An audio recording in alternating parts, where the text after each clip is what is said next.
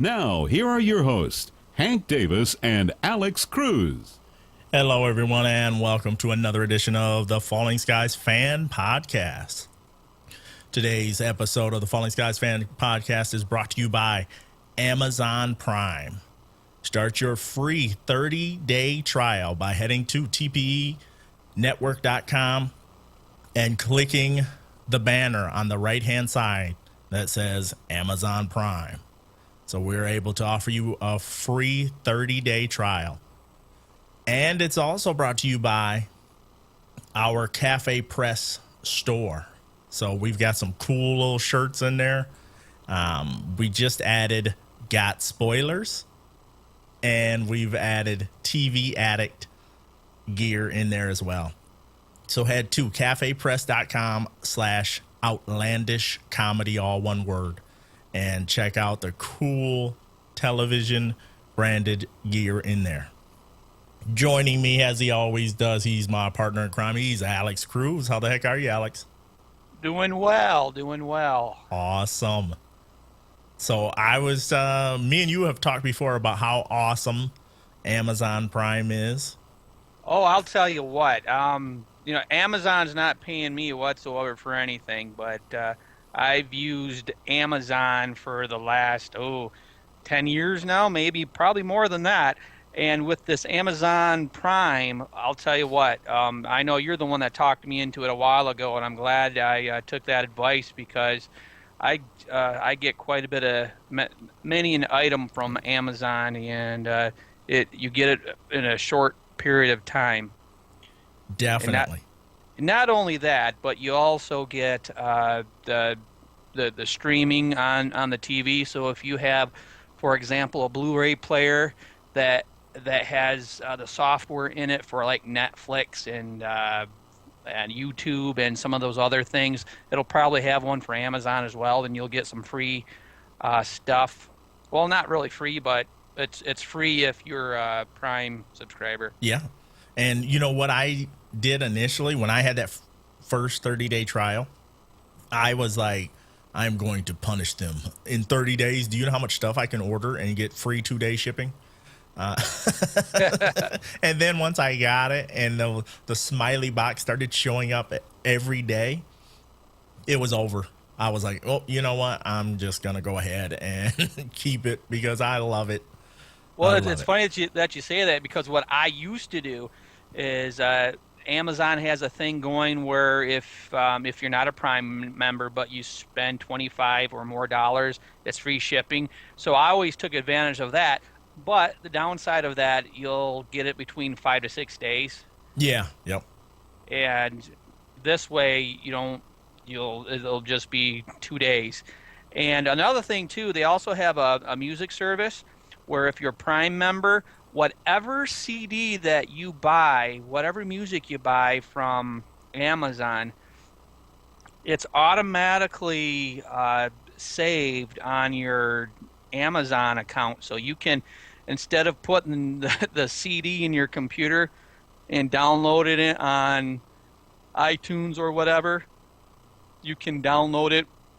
It will automatically download from the Amazon Cloud Player to your iTunes account. That's pretty slick. That is pretty cool. A little bit of a laundry to take care of before the show starts. Resubscribing if you are on a cell phone app. When we changed the feed from tigerprints.com to TPE Network, I was unaware that a lot of people had not, there was no show because it's such a long time off. So in between then, we've changed website domains. So those old feeds are not working because you wouldn't have been able to, there was no show to release for you to get the updated, hey, look at this new feed directory. So I had a couple of listeners tell me that there were Pocket Cast and something else was not working. But if you resubscribe, then they start working because you have the updated correct feed. So that's crazy how that does that. Yes, it's annoying. because you do a redirect and you're supposed to do it for 4 weeks. But if there's Right. no show and nobody's coming to check for anything, then they're not going to get any kind of updated feed. So I just wanted to put that out there. But I always endorse Stitcher and TuneIn because we have relationships with them, not just because of that, but they're good apps, I think, good phone apps. All righty, cool. And then one last bit of laundry is oh my goodness, I'm finally going to be doing some podcast consulting.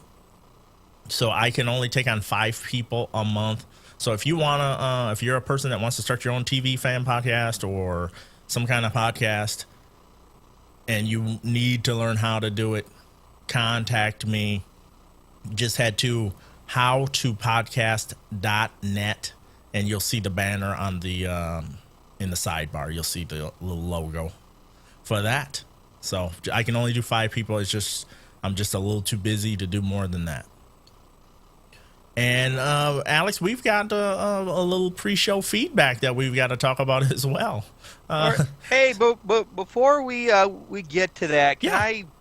can I do a show dedication really quick? Yes, go ahead. Okay, I want to dedicate this show to the memory of John Gibbons. And if anybody in the Flint area doesn't know John Gibbons, he was the owner of Don's Donuts, and of course the best donuts in the Flint area. Ooh. And he passed away about 2 weeks ago. Oh, that's terrible. And he was also the first owner of Comic Relief. And if any of you listeners remember the podcast I used to do solo called Cruz on Comics, they were a sponsor of the show, and the Flint area has suffered a huge loss with his passing, and it's I don't know, I'm still at a loss for words. That sucks.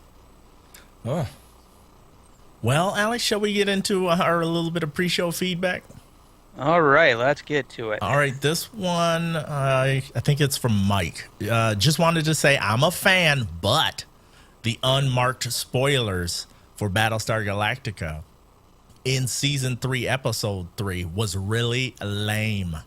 As someone who just started the show, I'd consider someone's death to be a pretty big spoiler, especially since her IMDb says she's in all 18 episodes. The show's been out a while, but that doesn't mean it's okay to spoil without warning. In the future, do take into consideration spoilers for other shows, please. This won't stop me from listening, so no worries. And I think that was Mike. But Alex, you said you had some. I have my own thoughts on that, but what did you want to say about that? Well, I know we were kind of talking earlier, but what's the statute of limitations when it comes to spoilers? Yeah, because technically, like we talked about the Star Child for the first V. If Right. somebody's not seen it, it's a spoiler. Right. I I would say anything that's a year or younger, I would say yes, spoiler alert. But when we're talking about episodes that are over 6 years old or close to 6 years old, I would say that should be fine. And if it's something I catch or something, I can put a little alert in front of it. But there's a lot of things that we make references to that, I just don't even think about, I guess. I've never watched Battlestar Galactica, and to be honest with you, I didn't care one way or the other that you said that. Probably because I'm not interested in that show, but...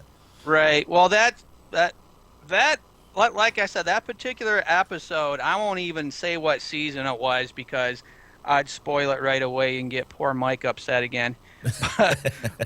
But again, that's an episode that will have been 6 years old this coming December, so we're talking 5.5 years old.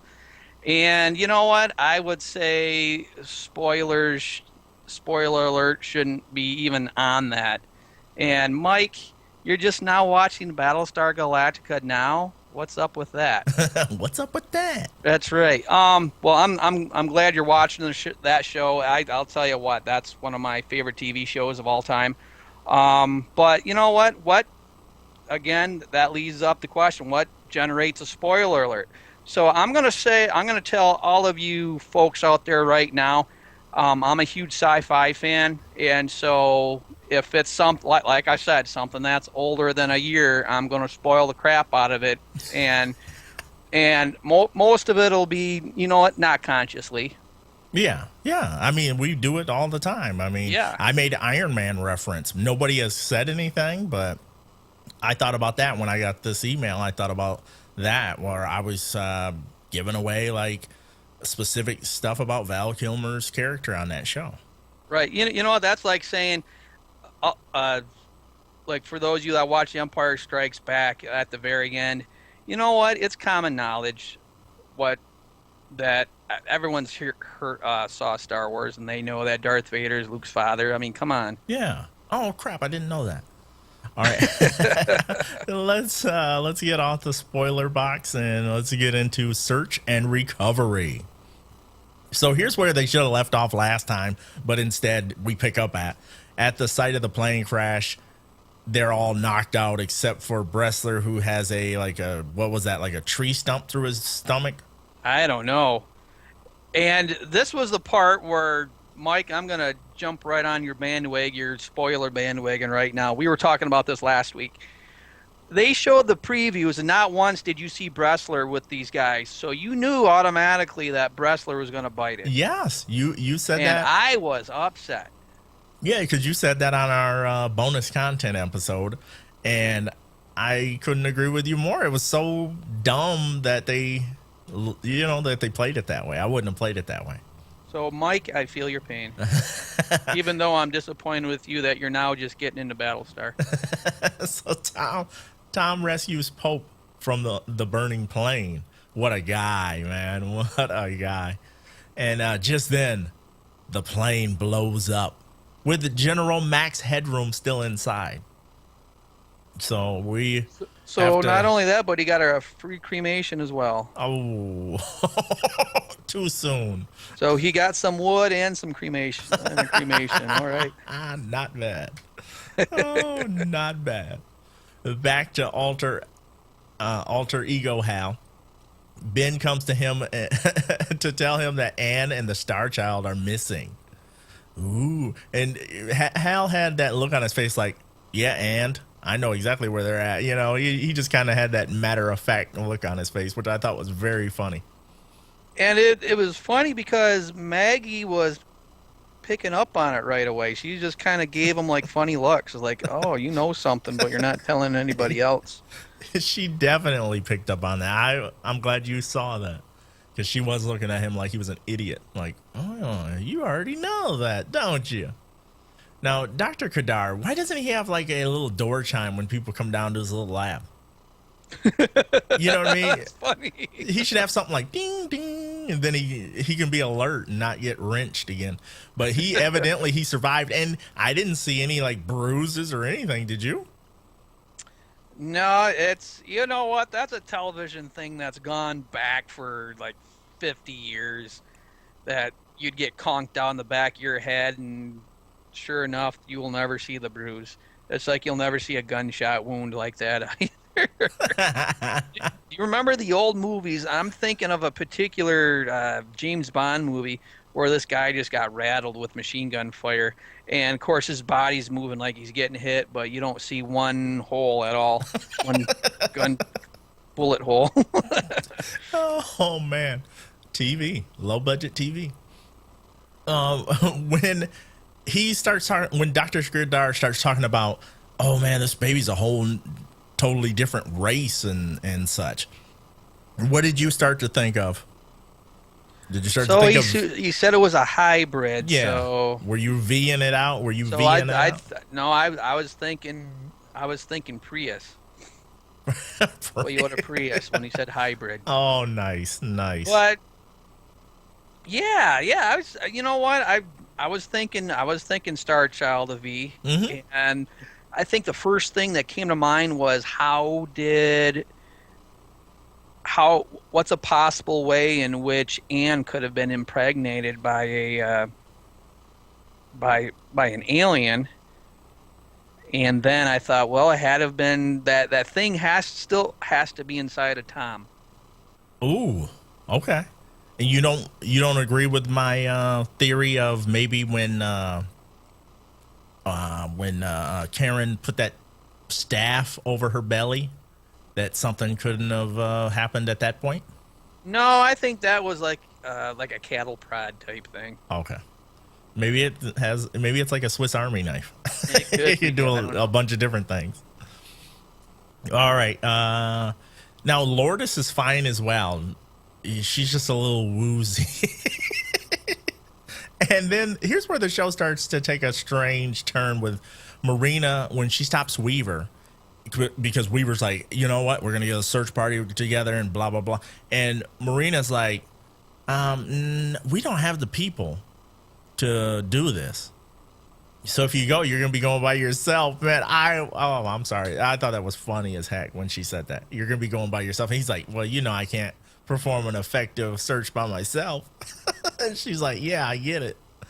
But I thought that was pretty.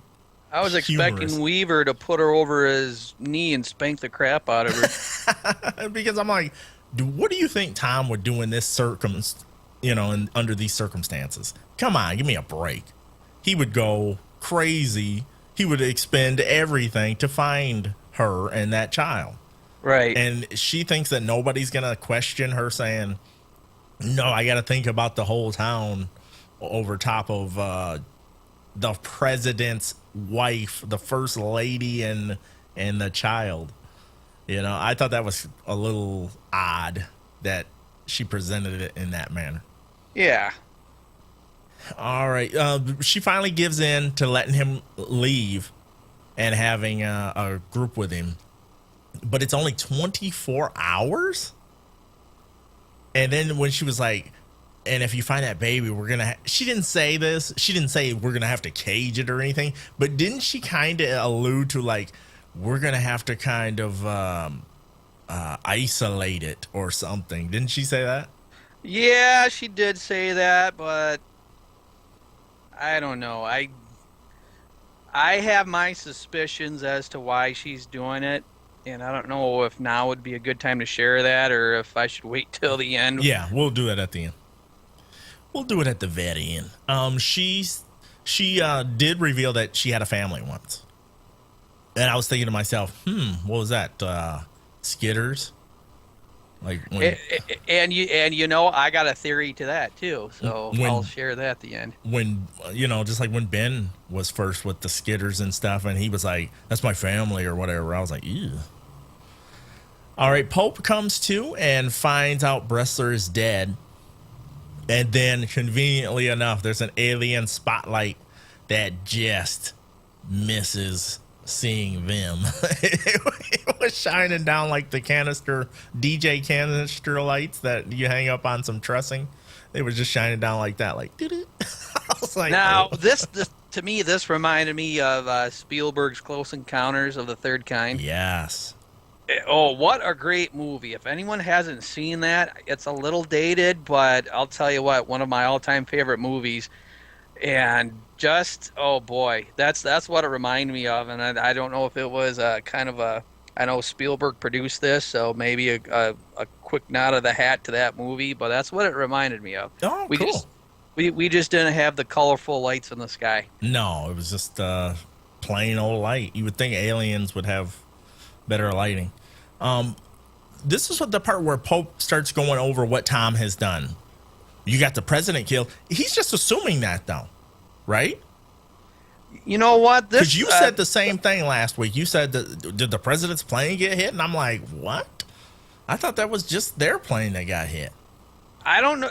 I saw a second plane get hit, and I don't know if there was more than one plane that was with them, or more than two. Sorry, that were with them, and I think that might have been the case. It must be, because Pope wouldn't make this reference if there were, if there wasn't any doubt about this whole situation. But I guess I took it as if Tom's plane was the one that got hit, not the other plane.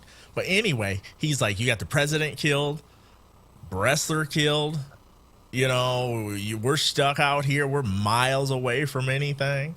He's just kind of like giving him the what for. And I I don't know if Tom necessarily deserved all that at that point. Did you think so?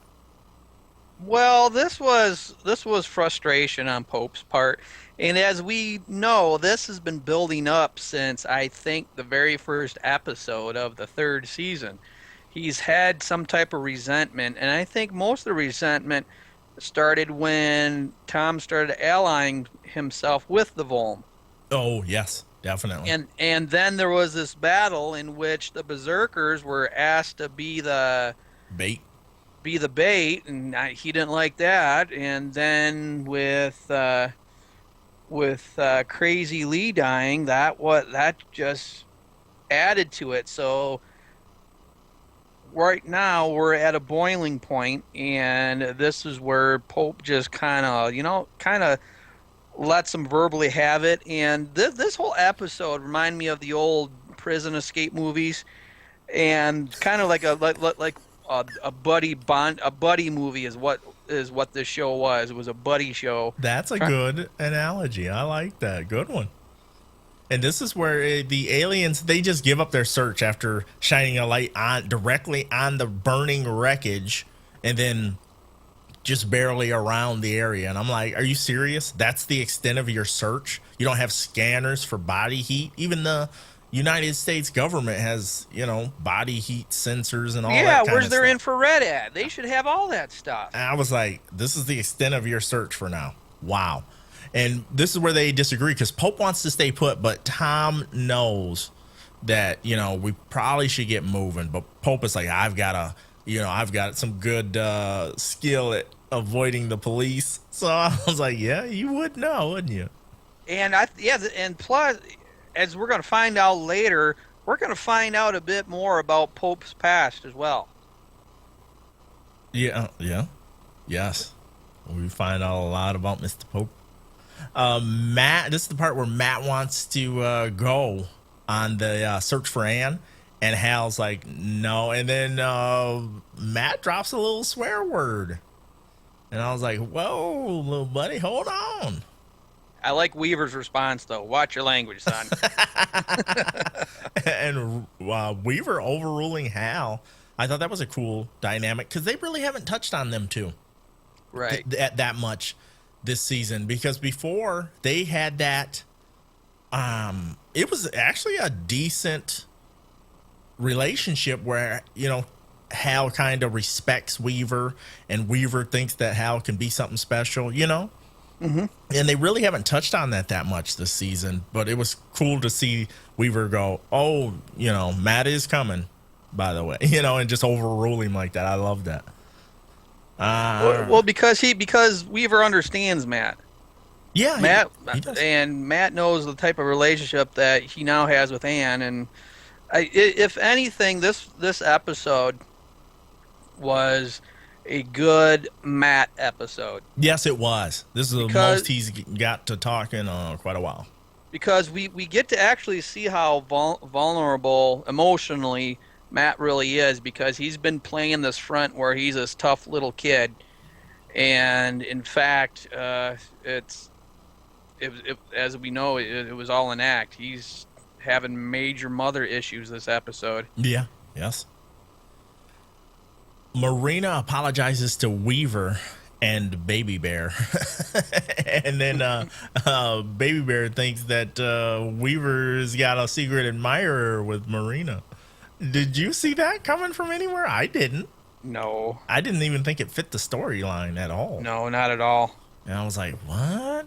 It don't fit. And there's a few reasons I don't think it fits. Yeah, no, it doesn't fit. Because he wasn't too enamored when Gene and Go Diego Go were talking to each other. So I don't think he would be that kind of guy. Just my opinion. I don't. There's a reason I have, but it'd be spoiler filled as to why I think it's possible spoiler filled. Okay, we'll save it. We'll do it at the end. Skitters are crawling on the plane. And how did the plane get put out, by the way?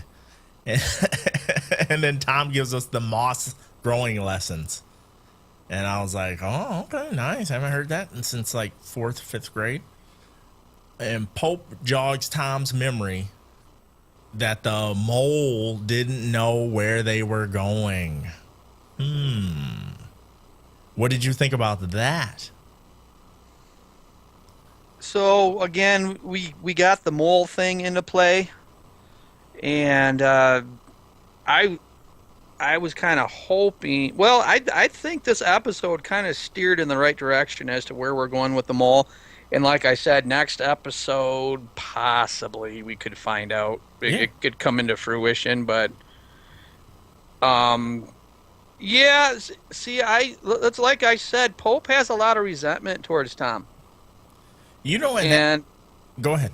And for Pope though, I think his resentment is anybody that is an authority and authoritarian figure.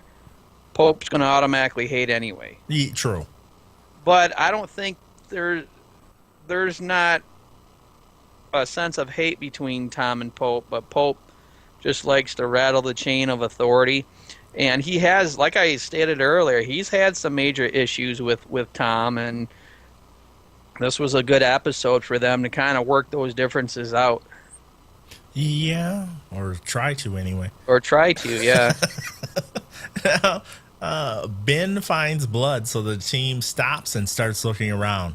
They find a body, but it's another brunette. And here, let me stop here. Revolution Season 1 spoiler. Skip ahead 10 seconds. Here, didn't we see the same exact scene in Revolution where they see a blonde laying on the floor and they're like, and then they flip it over and it's not her.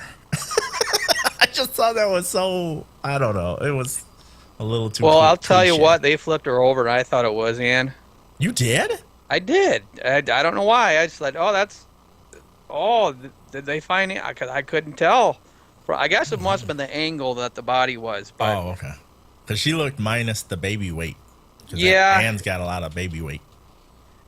And I thought that would have been a lame way to kill the character off, too. Yeah, it wouldn't have made any sense. And then all of a sudden, Matt gets this bright idea. Hey, let's bury this stranger. So, he's having a change of heart all over in this episode. It's like I said, we saw the vulnerability of Matt in this episode. And this, like I said, a really good Matt episode.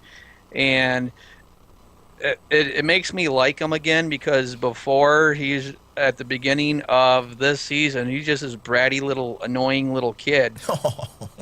And Maxim, no offense. It's just the character. It's just the character. You played your part well. And this, I know later on he's going to get a little emotional and kind of talk about his own mom, and this just makes you want to just give him a huge hug, Yeah. Pope and Tom disagree on making a fire. Tom says, Pope probably just sat on his butt making wisecracks while the other kids played, and he probably doesn't know how to make a fire. Man, I absolutely love this. Yeah, but I agreed with Pope on this. If they had any type of light, Yep. those skidders are going to pick up on that. Yeah. I kind of agreed with him as well. He was like, no fire. Oh, and it almost seems like whenever one of them makes a choice, the other one just goes the other way just because that's the way they're supposed to, it's supposed to be always split. And, in this situation, it made sense, but in some other situations, it don't. And it made me wonder, too, because when he's starting the fire, I've never seen a fire get started that way before. Really? I know it was the friction caused by the two I can do pieces it. of pieces of wood. I actually have that little piece of wood that you take camping with you. That long piece that he had laying down. Right. I actually have that, and it has grooves. Oh, you can start fires like that, huh? Yeah, it has grooves in it for the wood, for the other piece of wood to go through. So, pretty clever. Could I do it at this age? Well, we'll see. I don't know. I'm going to test you out next time I see you. You're going to bring that over. And I got a flint too. I've got a cool little. Well, I can flint start thing. a fire with that. Anybody can start a fire with a piece of flint. Yeah, but it's really cool because it pulls out of the side of my knife, and then you just rub off some flint, and then you just start striking. Here's cool. an old Boy Scout trick. Get a 9-volt battery and get some Stick your tongue on it. get some of that steel wool. And what'll happen is the steel wool will catch on fire, and then you can start a fire that way too. Not bad. I learned that in Boy Scouts.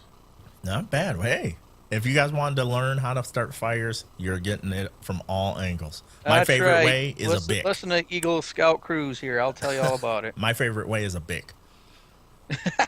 So Tom pulls a Brian Brushwood. That's an internet reference. If you're really big on the internet, you would know who that is. And he makes a fire. Poof! I just made fire. Just like Brian. What's a Brian Brushwood? Brian Brushwood is a magician. He's an internet magician. Okay. He's also good friends with a friend of the network, Justin Robert Young. All right. Matt lifts some jewelry off the dead woman and claims that he's going to put it on the memory tree. I was like, yeah, sure you are. This will buy you some popsicles, probably. Oh, man, that was good. Weaver says a prayer. Well, I don't know if that was a prayer per se, but whatever. And then Matt ponders if she had a family. And then everybody starts creating this freaking story.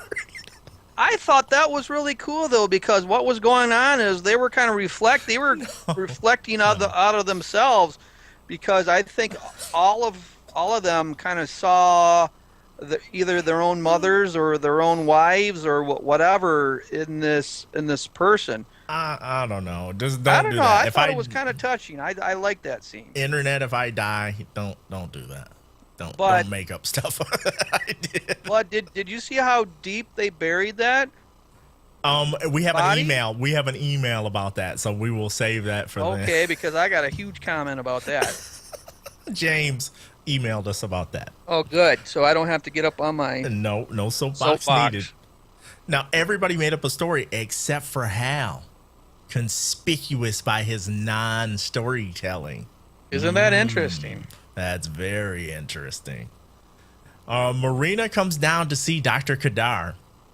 Here's where something falls apart to me. Okay, yeah. To me, this is where the fishiness gets bigger to me. This is where it falls apart, though. And he's like, "Oh, I think I know why you're down here." That I thought was odd. And he was like, something about Dr. Lourdes or something, and I was like, Dr. Lourdes? So Alex Cruz was correct. She is now a doctor all of a sudden. Just add a white lab coat and you're a doctor. There you go. So Marina's like, she's like, no. Because he's kind of going on and on about the results of the test and the results. And she's like, no, look at these pictures of what the Volm are building. And can you tell me by the pictures, what are we looking at? And I'm like, what? Can you tell by pictures? Some alien technology? What are we looking at here? I thought that was ridiculous. And what's funny about that is he knew exactly what it was. How?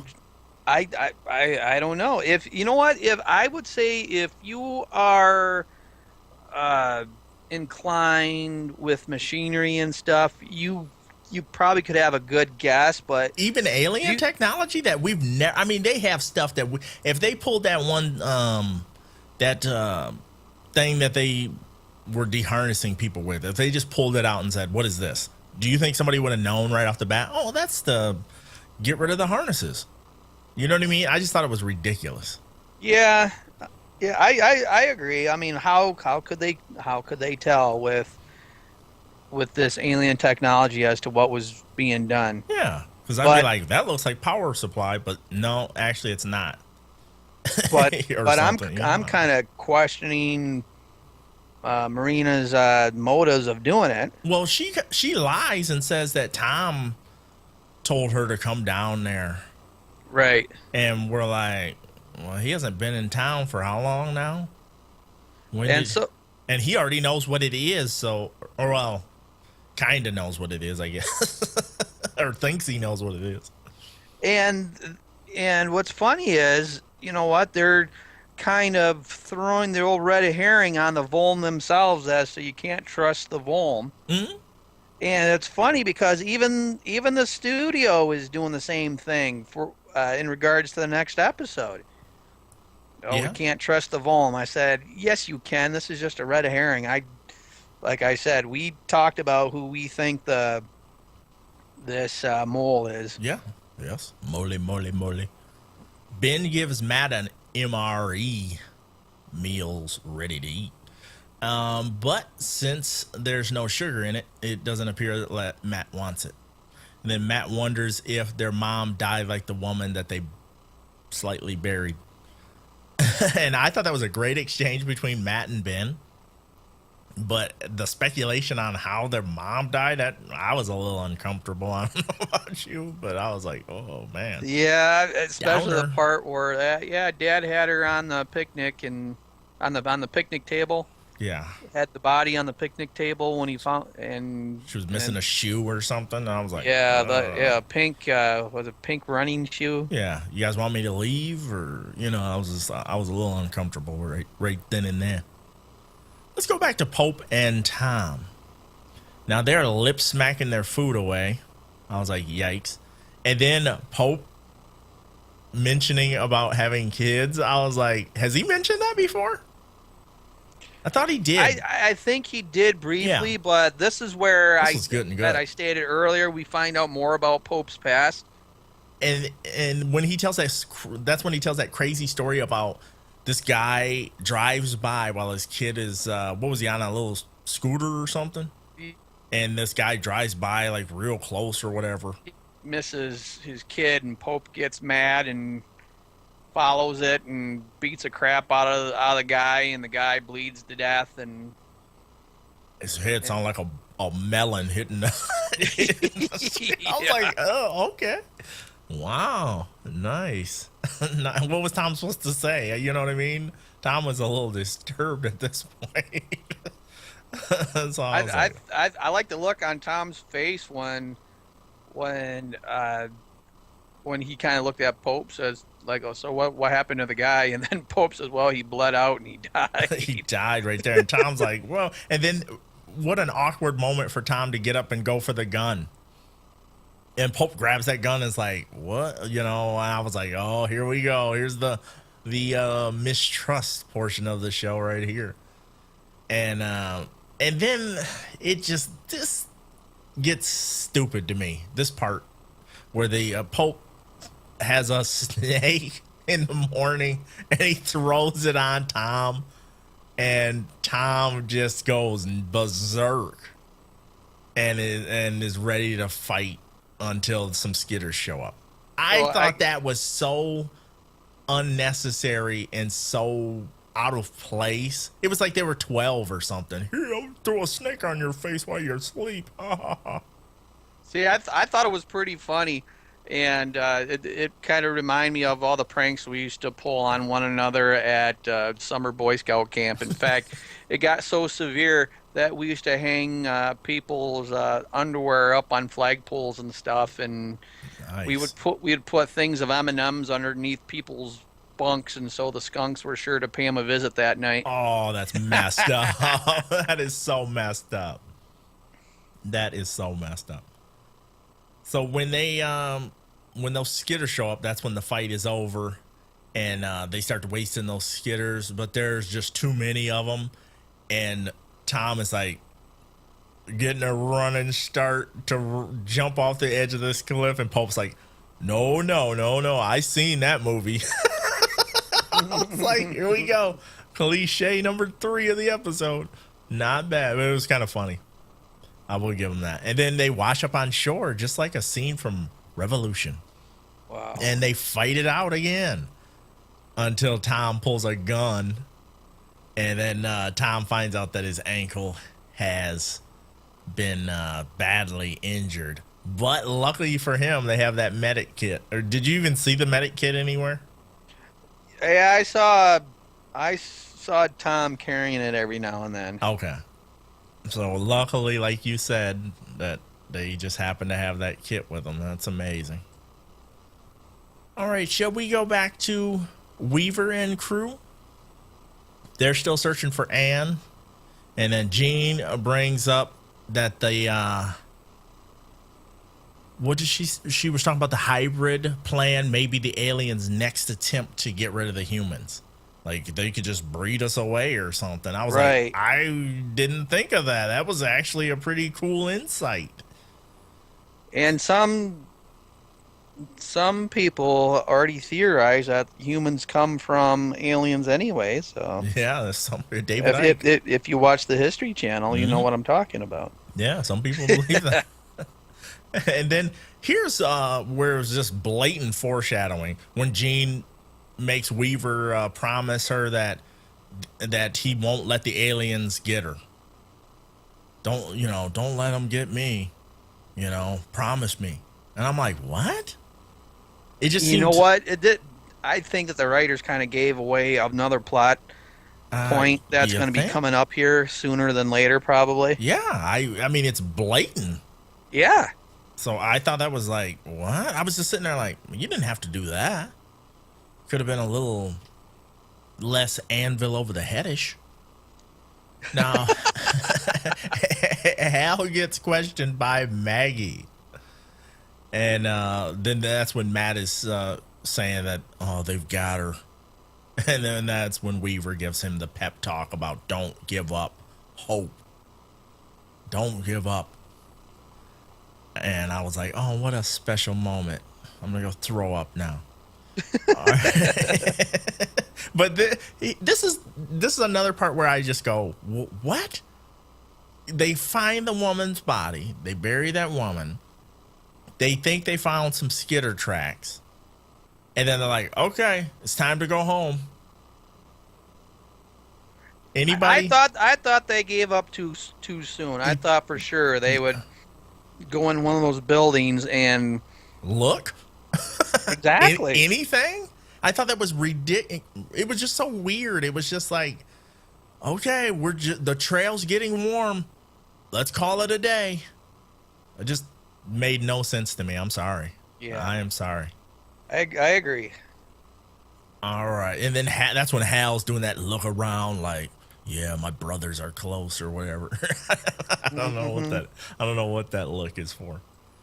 Tom says there must have been a tracking device on the plane. He's just handing it to us, isn't he, at this point? There must be a tracking device on the plane. Yeah, something like that. And he's also telling Tom, you owe me a new plane. Well, Pope says that. Yeah, you owe me a new plane. Shouldn't be hard to find another vintage plane, right? In a destroyed Earth setting. Tom can't travel, so he tells Pope to go, but Pope is like he's like that, the crappy little brother you never had that won't leave your side. And Pope says that that's when Pope said, you owe me that airplane. Tom calls him a coward. And Pope, Yeah, if you got any cojones, you'll leave me. Pope, you're like, a okay, coward. That's yeah. why you won't leave. You're a coward. He's doing anything to get him to go away. Just like an annoying brother. And then that's when Pope takes his gun and takes off. Or so we think. And Tom with this fire business, now this is when it's really ridiculous because, yeah, you're wounded and you're by yourself and you're going to sit next to a fire. That's not going to be good. And he's loading that gun up, trying to get ready for action. I'm like, man, I bet you wish you would have brought more ammo after that. Now it's time to switch to Dr. Kadar, who says that it just doesn't add up. Marina doesn't even know what the item the Vom are making, what it's supposed to be. But it's overkill. So how does that, you know what I mean? How does he look at a picture and go, well, whatever it is, it's overkill? It just don't make any sense to me. So he's saying that there's gonna be too much power with this thing for what he thinks it's designed for. What does he think it's like an energy weapon or what? I think that's what he believes it's some sort of energy weapon, but it's overkill. How would you know it's overkill if you don't know what they're gonna do with it? Are you saying it's overkill if it was just a battle on Earth? Or would it be overkill if they were trying to fire something into space? You know what I mean? That's what maybe it's overkill that it could consume the entire planet. But does he even see? They should have laid out some kind of. I know they talked about his personal background, but they should have laid out some kind of background for his understanding of the aliens' technologies. Yeah, that would help me here. I don't know. Whatever. So, do you think this is a nuclear? Compared to our nuclear devices? I guess I never thought of it like that, but it's very possible. And you know what? Kadar would know. So what I'm thinking, this is just my theory. I don't have any spoilers. I'm thinking that is something to do with like a fail-safe or something where it's like, hey, if we're starting to lose too bad, we're gonna crack this planet, blow up everybody. That's what I think it's gonna be. It's an interesting theory. Thank you. So back to Tom. He's passing out after having a dream about his boys. And it sounds like the Skitters are closing in on him. And they are. Tom kills one, but then he runs out of ammo quickly. And it's Pope to the rescue. Because the only thing he can't stand more than Tom are Skitters. I'm like, ooh, nice. And how many people out there thought that Pope actually left Tom? 0%. 0% of the audience. This episode is just filled with all kinds of old TV cliches. Mm-hmm.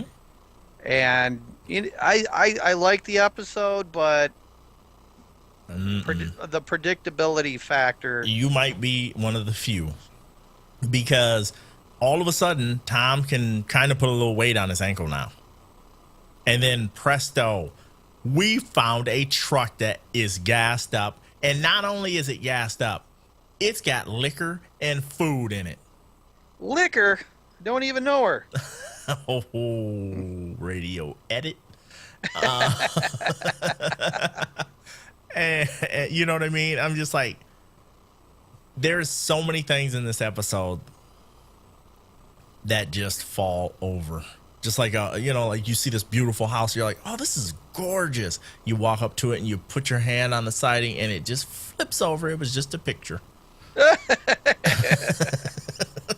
All right, let's wrap this up with these next two paragraphs. The Liberty Tree is filling up. Did you see how full that tree was?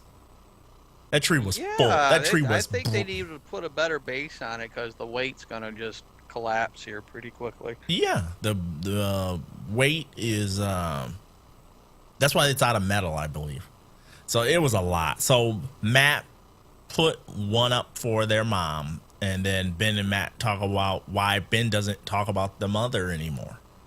That was a cool little exchange, Yeah. Because Matt's like, hey, I don't want to be alone. Like that lady that we buried or slightly buried. And they just put some dust on her and called it good. Kick rocks. And I was just like, man, that's some morbid crap for a little young dude to be having to think about on a, Yeah, but think about what he's been through. I mean, that character's been through so much more than your average 13-year-old kid has ever gone through. Oh, heck yeah. Heck yeah. And even though he's basically had to grow up quickly, he still has that vulnerability of still being a kid. Yeah. He's not a Vulcan or anything. No. Now the brothers, they have that moment as Hal looks on, and boy, was that a good scene when just to pan back and have him just looking, it was almost like he was remembering that he used to have a conscience or something. I don't know what he was remembering, but it was cool. Yeah, you know what? Maybe like Hal's trying to gain possession of his body again. And then, as easy as it was to find a truck that had fuel, food, and liquor, presto, the president and Pope are here. And the army is like, I mean, what a perimeter. Your perimeter is like 4 feet outside your building. Because they're like, hey, stop, freeze, as they walk right up to him. And then Tom's like, wait, it's us. You know, and I'm like, are you serious? Really? You know what? You're absolutely. I'd never thought of that, but that's a good. Wouldn't your perimeter? Okay, you say it's so dangerous to be outside or wherever. It's so dangerous to go looking for Ann and all that. But these two drive a old truck with probably really limited ammunition, even though Pope references having found some shotgun shells, which is believable. But they just drive up just Interstate 96 all the way or whatever. I'm just like, what in the world? Not getting shot at by skidders? Please, it's time travel. It's time travel, I tell you. No other. How quick did it take them? About TV time, about 5 minutes. So, presto, Tom's now waking up, and there's Pope sitting by his side. How long have I been out? 2 days. How long have you been sitting there? 2 days. Aw. You're my buddy. Aw. We're bestest friends now. And Pope's like, I just wanted to get the story straight. And I'm like, yeah, right. You look up to... I think Pope looks up to Tom more than Tom respects Pope. You know what I mean? You know what? I'm not so sure at the end of this episode. I think that both of them have a better understanding of one another. And not only that, more of a deeper respect for one another. Not only Pope's respect for Tom, but I think Tom has a lot more respect for Pope, especially after this comment about how long you been here. Yeah. 2 days. I've been by your side the entire time. Yeah. I'm like, oh, isn't that something out of a Benji movie? Spoiler. So what else do we have here? What? Okay, so Weaver shows up, and then we find out that we haven't heard from Cochise and the president. I've got to do some spell check next time. Tom stops Pope on his way out, and Pope says, next basket wins. And that was like a horrible 1990s movie with Dennis Rodman. Dr. Lourdes won't let Tom leave for a couple of days more, a couple more days. And then all the gang's here, but no Ann and no Alexis. And then Weaver has to spill the beans. Well, there's that awkward silence, too. Well, where are they? they? And there's awkward silence. Everyone in that room is just staring at them. Didn't Game of Thrones Raven tell you? They're missing. They're missing. Don't all friggin' 7 realms know by now? Oh, goodness. So next week's episode is Be Silent and Come Out. Alex, should we go straight to the feedback, or do you want to talk ratings and review scores? Well, let's talk ratings really quick. The rating for this episode of Falling Sky, it did total viewership. It did about 3.217 million, which was just slightly down from last week. Not too bad. For the 18 to 49 age range, it did a 1.1. Okay. Which is pretty good. The top show of that night was actually the BET Awards show, which got a 3.4. It was the best cable show of the night. Wow. Followed by True Blood. Everybody had Jerry curls. And then your HBO series like True Blood, Break, and then Dexter. Okay. So are we, just a quick diversion, are we in a position where the ratings bear out that this show is going to continue? Well, let's go ahead and let's go on our time machine really quick and see how we did at this time last. And overall, what do you give this episode? Do you want me to go first on my score? 'Cause Yeah, go ahead. I can only give this a 6 out of 10. Okay. I just can't. I love some of the dynamics. I love some of the exchanges, and they pushed along some of the personal things for me. But overall, it was just, I mean, I could stick my arm through the plot holes in this one. Okay. I can stick my arm, and that's why I am my I Heart Plot Holes mug is on the way. Because it's just, there was just so many things that were just like, I could just nitpick to death, man. You know, irritating. What were your thoughts? What was your score? I gave it a 7, and the reason why, because I like what they did with Matt. I also like that revelation of how Pope got in prison to begin with. Yeah, that was cool. I like how they, my main suspect in the mole, it kind of revealed what was revealed to me, and I kind of hope I'm right on it. The things I didn't like was it was too cliche. Yeah, very much. Yeah, I mean, it's things we've seen before. I want to know what happened to Cochise. That's my main part. What happened to Cochise and the actual president of the United States? Yes, and I think that's going to be revealed soon. All right, you want me to get into email? Sure. All right. Hey, Hank and Alex. Now, first things first, I don't mind a cliche episode here and there. You know, the kind of episode you have seen on a half a dozen shows.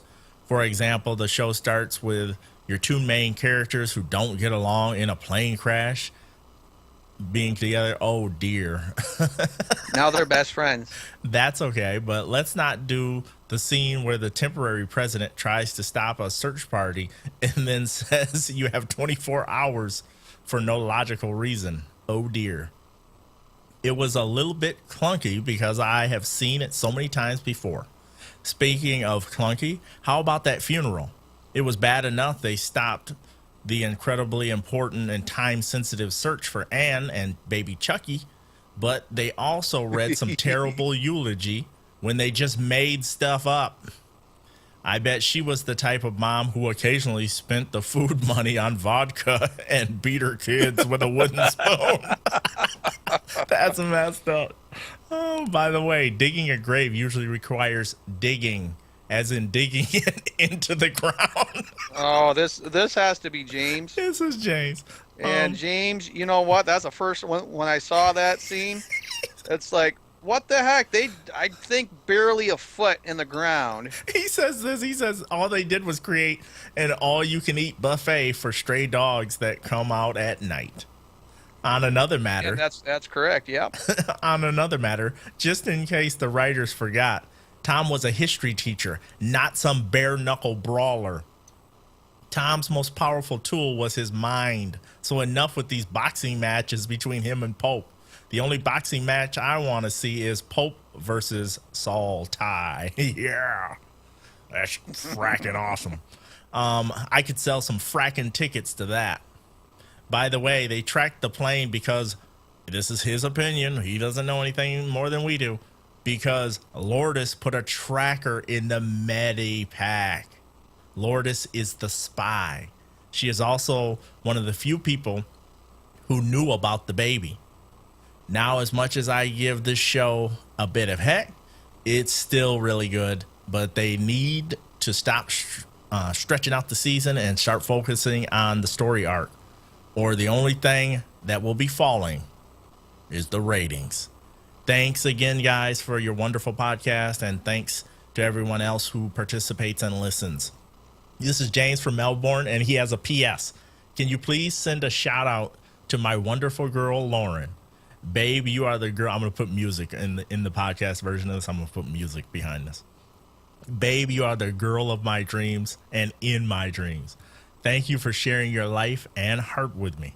I can't wait till our baby is born. Love you always. Well, unless it's a weird hybrid skitter baby, in which case you can take that thing to the woods. Love, James. James, I think for us, you have to call it Star Child. Oh my gosh. He's pretty epic, man. He's pretty epic. All right, next. Well, I go kind ahead. of thought I liked his Lourdes? theory on Lourdes. That's not the theory I have, but it makes sense. Let's give him this then. It's an interesting theory. I couldn't agree more. Awesome. Yeah, I love that theory, but he also thought it was Bressler before, remember?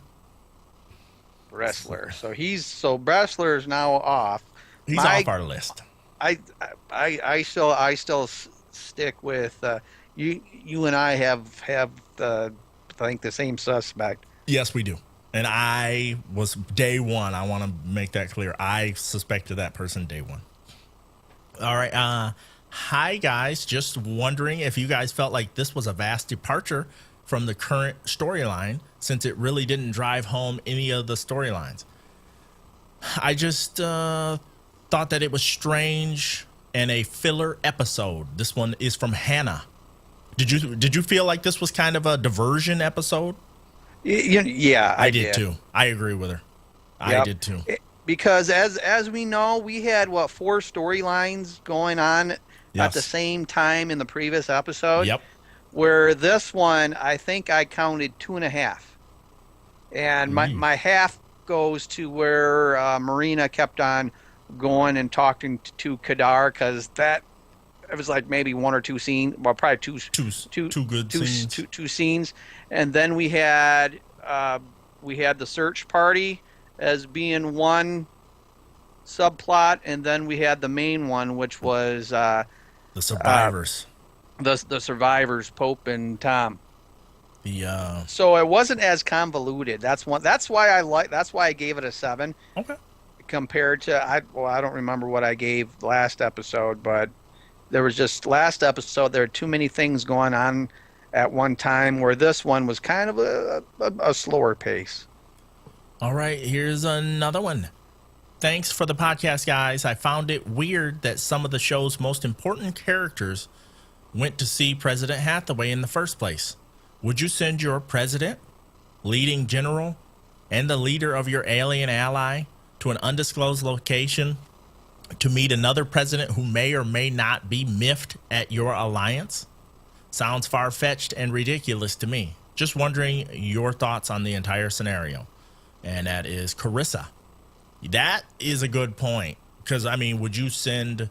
If you're I think we bring that up last episode. Yes, we did. Why kind of would touch you on send your leader, to, and then the general that is the highest ranking general, and then the leader of the whole entire alien alliance you have? That doesn't make any sense. I agree. That's just ridiculous. And then one last one, just a short one. I just recently found your podcast and love the humor. Well, at least somebody does.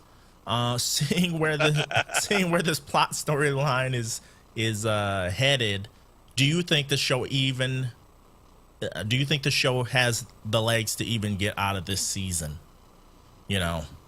Past this season. I'm a little concerned, to be honest with you. Well, see, I highly believe that. In fact, the TNT is saying that this next episode is going to be kind of the turning point in this season. Oh, okay. So they're admitting that up until now, yeah, they're admitting they need a turning point for this season. And that was Eric, if I remember correctly. I don't have his name in my notes. I have the email though. Alex, did you want to hand out the Stupid Mike Memorial Award? Who's your nominee? Okay, my nominee is my nominee is for the entire search party. Yes. Oh, that's beautiful.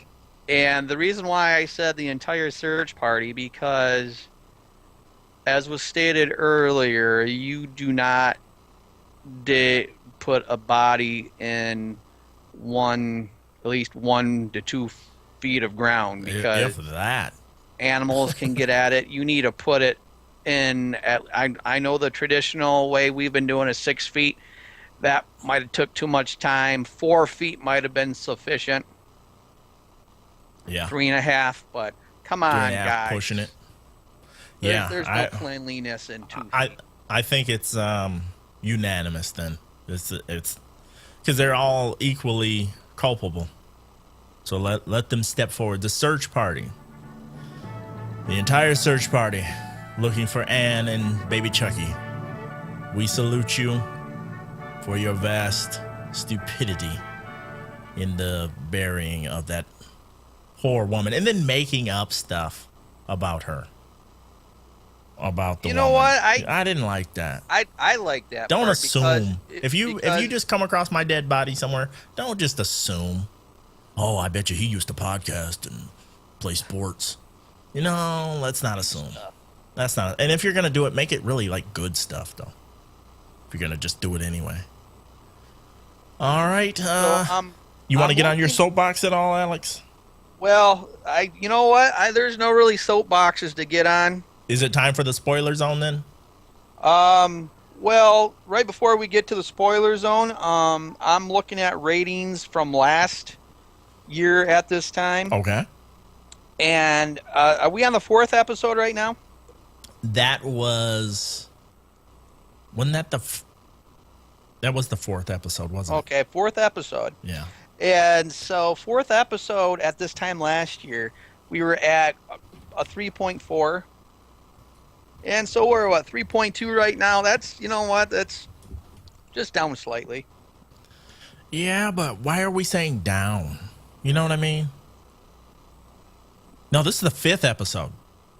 Oh, this is episode 5? Yeah, this is number 5.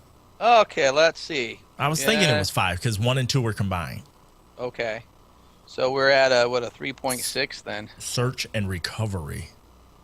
So that's way down then from last time. Yeah. Ew. And we don't have anything to blame it on. Hey.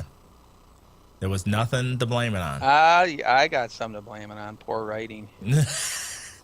Not bad. Touche, my friend. Touche. All right, shall we say our goodbyes to everybody that doesn't want potential spoilers? All right, everybody. If you don't want any spoilers, and Mike, cut off guess here, we're talking to you. Check Yeah. the Amazon Prime link, the link right on the right side of TPENetwork.com, and check out our store. It's got a lot of funny TV slogan stuff on there. I Heart Plot Holes that's shot up and bullet ridden. TV Addict with a bunch of pills all over the front of it. And got spoilers. I might just have to send one to our friend. All right, for all of you guys that are taking off, we'll see you next time. And for the rest of you, Warning, incoming spoilers. all right, Alex, what is your little theory or spoiler, if it were, the potential spoiler, if it were? Potential spoiler? Okay. We were talking about this last time. The clues, in my opinion, are TNT. They're trying to get us away from who we think that the mole is, and we all know that the mole is Marina. There's clues. In fact, I'd be really surprised if the mole wasn't Marina. And as we saw out of the preview for next week, Hal is going to reveal his true colors. Yes, to yes, Tom. they did show that, and they show that scene where he's got something on him, and it's forcing that stuff out of him or something. That looked disgusting. He's like, ah! So that's going to come into play next episode.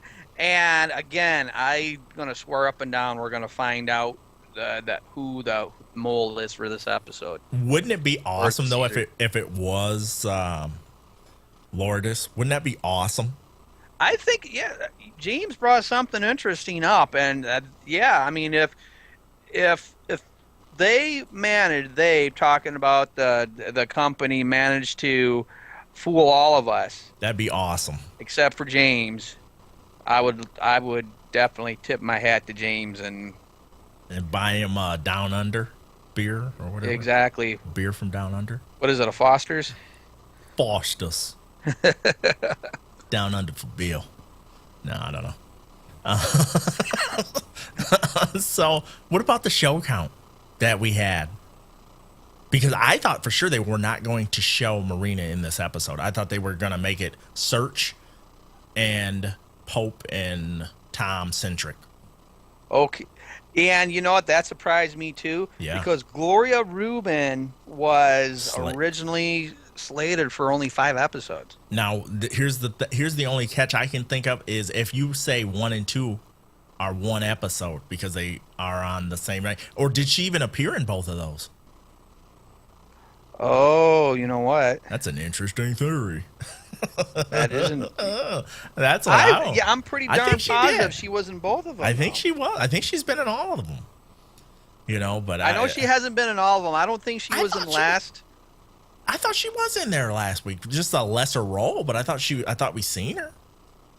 I don't know. Now that I'm thinking about it, Do me some fast forwarding. Yeah, I don't think she was. She was in last episode. So if we're bringing this up to count, we're at the 5th episode. Yeah, this is number 5. Okay, this is number 5, and if she wasn't in the last one, like I think she wasn't, we would be 4 episodes, and so she's 1 episode out, which would bring us into next week. Okay. And this episode was written by Jordan Rosenberg, and I don't see. Okay, I do see another credit on episode 7. So what I like to do is I look at when I watch those episodes, I like to go, okay, this person doesn't get it, or they do get it, or whatever their case is. You know what I mean? I kind of clump their episodes together and go and try to make an assertion of I like this guy's writing style. I don't like this guy's writing style. So right now we're at the halfway point, folks. We got 5 more episodes left. And they better do something. I'm a little worried about the next episode, and this is why. I am looking under the Wikipedia on the show directors. They got 3 separate show directors.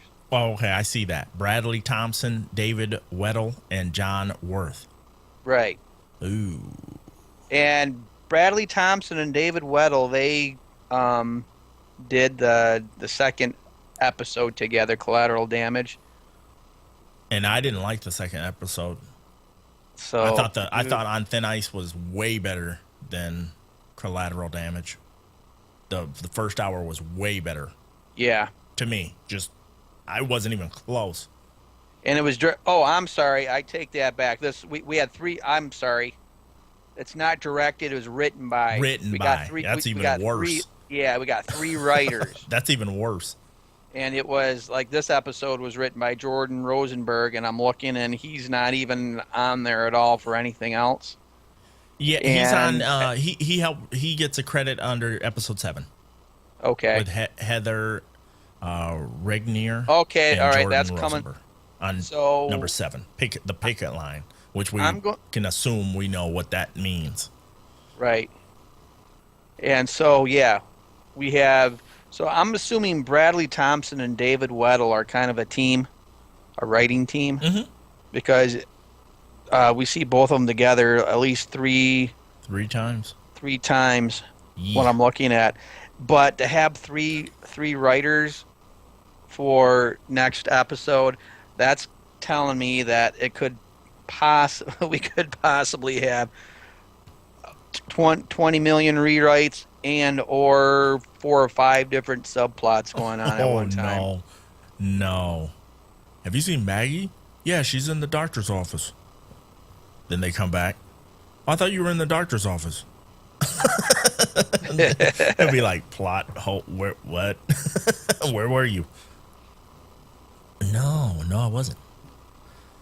Oh man. Okay, So Alex. I think the one thing that this season is drastically missing is my favorite Mark Verheiden. Yeah, He's he's he's not. he's one of the co-creators, and he's nowhere to be found this season. And Mark Verheiden, I've been following ever since his days on Star Trek, and he was one of the main creative forces behind Battlestar Galactica. So he is desperately missed, and I think he would be the glue to the season if he were still around. Yes, we need him. We need you, Elmers. Glue. All right, Alex, you want to wrap it up? Yeah. Let's leave her right there. I think we did everything. We handed out Stupid Mike. We gave our review and rating score. We gave the ratings overall.